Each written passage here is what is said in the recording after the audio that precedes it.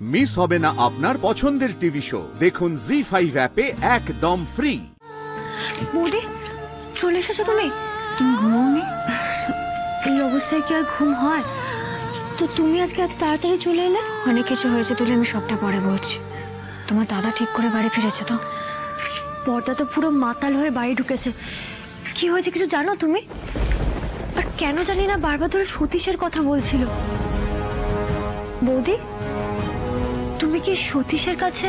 তুলে আমি জানি না তোমার দাদা ওই অবস্থায় তোমাদের ঠিক কি কি বলেছে, তবে তোমার যদি মনে হয়ে থাকে ওই কথাগুলো সত্যি, তাহলে আমার সত্যি আর কিছু বলার নেই। এই মেয়ে, কি মতলব কি তোর? আমার ছেলেটাকে পাগল করে ছাড়বি, সেই মতলব তোর, তাই না? মা, যা যা হয়েছে আমি আপনাকে সবটা বলছি, শুধু দয়া করে আমাকে একটু সময় দিন মা। অজুহাত অজুহাত, খালি অজুহাত। কে কে তোর মা? খবরদার বলছি, আমাকে মা বলে ডাকবি না। মা, আপনি জানেন না কি কি হয়েছে, যা যা হয়েছে আমি আপনাকে সব আমার জানার দরকার নেই। আমি আমার ছেলে মেয়ের ভালো মন্দ বুঝি। যে ছেলে জীবনে কোনোদিন এতটা বয়স পর্যন্ত এতটুকুনি মদ খেয়ে আসেনি, সে বিয়ের পর মদ খেয়ে মাতাল হয়ে বাড়িতে ফিরছে কেন? কিসের জন্যে? তোর জন্যে। তুই ওকে সুখী করতে পারিসনি।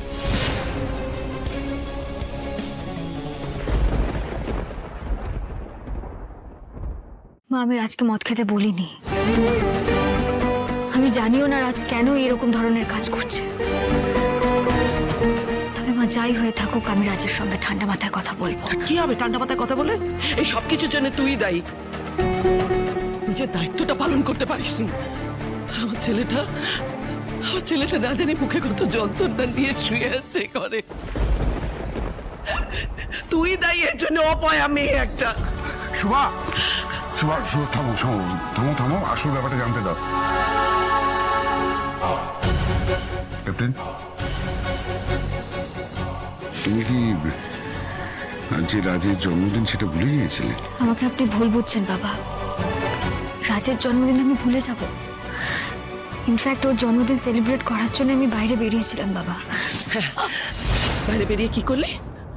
অন্য একটা লোকের সঙ্গে দেখা করলি? হ্যাঁ, বাড়ির বউ বাড়ি থেকে বেরিয়ে রাত্রির বেলা পর পুরুষের সঙ্গে দেখা করছে।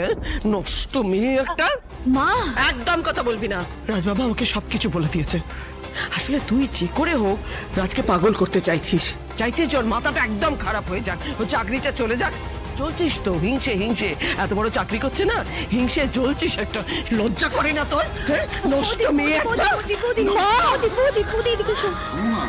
কেন এভাবে চিৎকার করছো তুমি? এভাবে চিৎকার করে কোনো লাভ আছে? আসল ব্যাপারটা তো জানতে হবে। বৌদি আমি তোমাকে বলছি তুমি ঘরে চলো। এবার পাড়া পড়শি এসে জ্বর হলে সেটা দেখতে ভালো লাগবে না। চলো।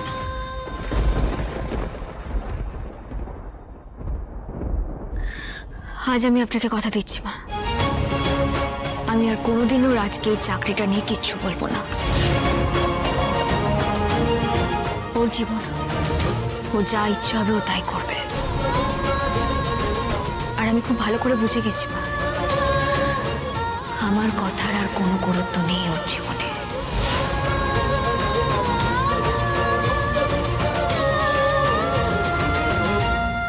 ক্যাপ্টেন,